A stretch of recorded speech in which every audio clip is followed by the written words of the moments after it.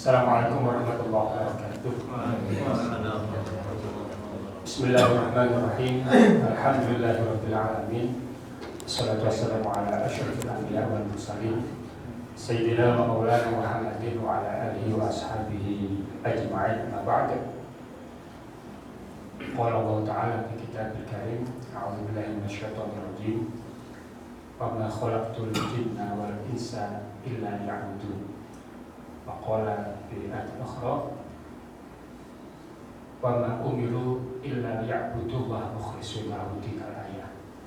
Mab'ad hadirin kiram, para kiai, para alim, para sesepuh, khusus mukarram Bapak Haji Dr. Musayana Bagi selaku Kepala Kantor Kemenak Kabupaten Malang, teman-teman kasih penyelenggara serta seluruh hadirin hadirat sekalian yang berbahagia. Pertama sekali tentunya mari kita bersyukur kepada Allah Subhanahu wa Ta'ala karena Allah masih melimpahkan rahmat hidayah taufik hidayahnya kepada kita semua sehingga kita bisa melaksanakan aktivitas kita sehari-hari sebagai ASN di lingkungan kantor Kemenak Kabupaten Malang, termasuk juga kita masih bisa melaksanakan ibadah puasa dan sholat zuhur berjamaah pada kesempatan siang hari ini. Mudah-mudahan seluruh amal ibadah kita diterima oleh Allah Subhanahu wa Ta'ala.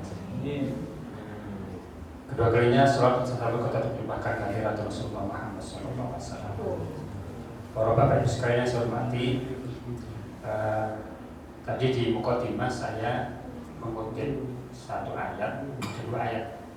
Yang pertama, wa ma khalaqtul jinna wal insa illa liya'budun. Dan aku, kata Allah, tidak menciptakan jin dan manusia kecuali hanya untuk beribadah kepadaku. Jadi ketika dalam tata bahasa Arab itu ada huruf nafi depan, ada ilah, itu kalau bahasa praktisnya itu hanya. Aku menciptakan jin dan manusia hanya untuk beribadah kepadaku. Sama seperti la ilaha illallah, ada kata la di depan, kemudian ada ilah di belakangnya. Tuhan itu hanya Allah gitu. Kalau kita menerjemahkannya begitu, jadi selama ini kan kita menerjemahkan tidak ada Tuhan selain Allah. Tapi kalau dalam tata bahasa Arab harusnya cukup diterjemahkan Tuhan itu hanya Allah. Ada kata la, nafi, sama ilah di belakang. Sama seperti ayat tadi itu. Wa ma khalaqtul jinna wal insa illa liya'budun. Aku menciptakan jin dan manusia itu hanya untuk beribadah kepada Aku. Itu. Di ayat yang lain Allah juga berfirman, wa ma umiru illa liya'budullah. Jadi kita itu diperintahkan itu memang hanya untuk beribadah pada Allah. Hari yang sekalian yang berbahagia, kita hidup sehari semalam itu 24 jam. Kalau kita mencermati ayat tadi kan berarti Allah menciptakan kita itu hanya untuk beribadah. Ya, 24 jam itu bagaimana tata caranya supaya kita bisa beribadah? Imam Al-Ghazali itu pernah membagi dalam sehari semalam yang 24 jam itu dibaginya 3. Sepertiganya untuk beribadah, sepertiganya untuk bekerja, sepertiganya untuk istirahat. Artinya berarti dari 24 jam itu 8 jam kita gunakan untuk ibadah, 8 jamnya kita gunakan untuk bekerja, 8 jamnya kita gunakan untuk istirahat. Kita coba hitung ya. 8 jam kita gunakan untuk ibadah. Kita sholat wajib gitu ya. Yang agak panjang kan zuhur, asar, isya, 4 rakaat. Kalau kita lihat menitan, pas sembahyang sampai habis tobot, dihitung gitu. Paling banter 5 menit, paling sulit 5 menit gitu ya. 5 menit.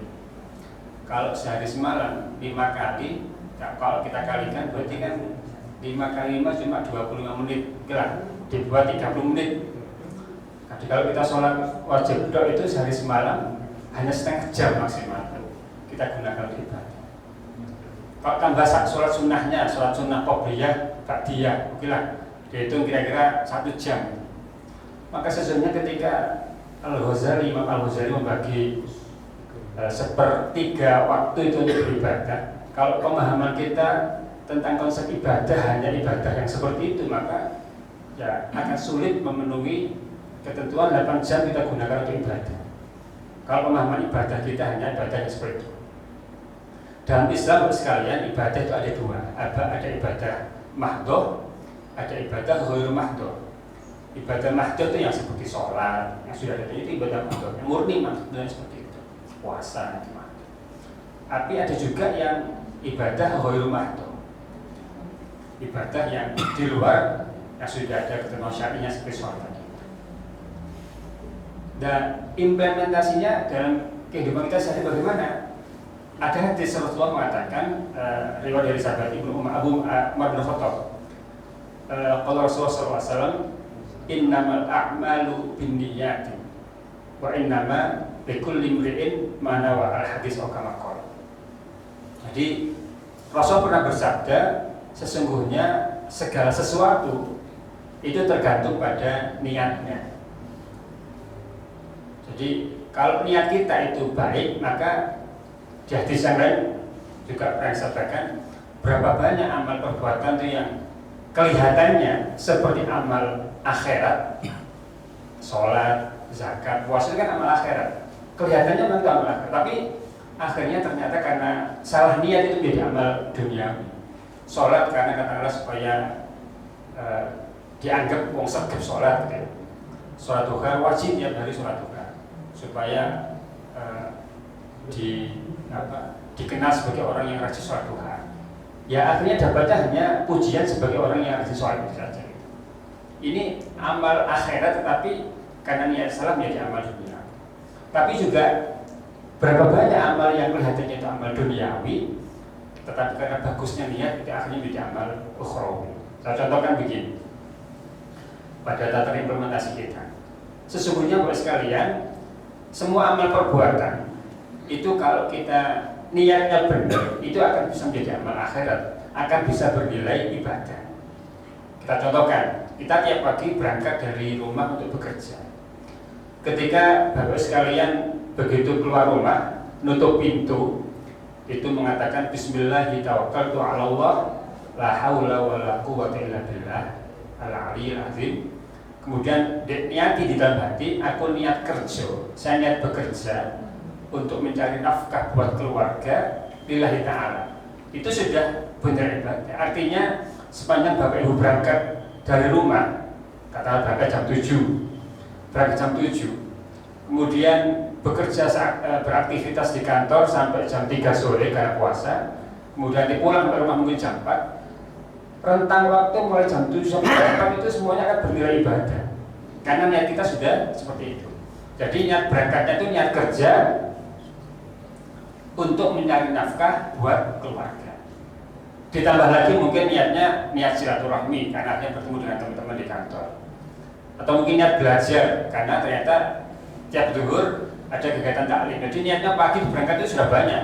Niat kerja untuk nyari nafkah buat keluarga, niat silaturahmi, niat belajar, ada 3 niat. Sepanjang perjalanan, kemudian bekerja di kantor, beraktivitas, sampai nanti pulang kembali itu bernilai ibadah. Yang kedua, ketika di kantor, jaringan memberikan pelayanan kepada masyarakat. Kalau misalnya kata itu diniati, yang katakanlah di kepegawaian sedang ngurus KGB gitu, sedang membuat SK kenaikan gaji berkala, diniati, niatnya noati ini wong gitu. Ini sudah juga sudah bernilai pahala, bernilai ibadah. Karena idkhalus surur sedekah, membuat orang lain senang itu sedekah. Teman-teman yang di layanan terpadu kita FO, ketika ada orang datang itu menampilkan wajah yang ajer, bahasa Jawanya sumeh, senyum gitu ya, itu kalau dilihat ibadah karena tabassumuka li wajhi akhika sedekah, senyummu kepada orang lain itu sedekah gitu.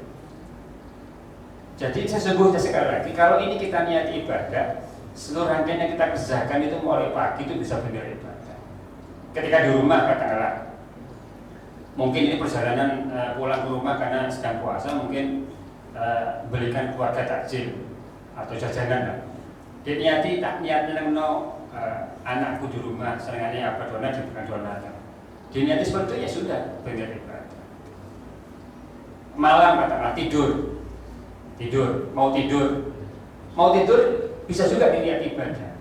Jadi ketika mau tidur, setelah baca doa mau tidur, doa mau tidur, terus Allah mahya bismillahirrahmanirrahim, kemudian aku niat tidur supaya nanti bisa melaksanakan sholat tahajud. Karena prasyaratnya tahajud itu kan harus kamu tidur. Nanti kalau belum tidur tidak bisa disebut sholat tahajud. Jadi aku niat tidur supaya nanti malam bisa melaksanakan sholat tahajud. Maka sepanjang jenengan tidur, mulai jam 10 atau jam 11 setelah dibangun jam 3, itu sudah beribadah. Maka Bapak sekalian, dalam konteks ini sesungguhnya ketika Imam Al-Ghazali membagi sepertiga waktu untuk ibadah, sepertiga waktu untuk bekerja, sepertiga waktu istirahat, itu kalau kita niatnya bagus, maka sesungguhnya 24 jam itu semuanya bisa bernilai ibadah. Inilah artinya ketika Allah berfirman, "Wa ma khalaqtul jinna wal insa illa liya'budun", kita bisa penuhi. Jadi Allah menciptakan manusia itu hanya untuk beribadah kepada Allah. Bisa kita penuhi dengan cara apa? Memperbaiki tata cara niat kita. Makanya lewat kesempatan kultum siang ini kurang 7 menit, kan kultum kuliah 7 menit, masih menit. Saya simpulkan.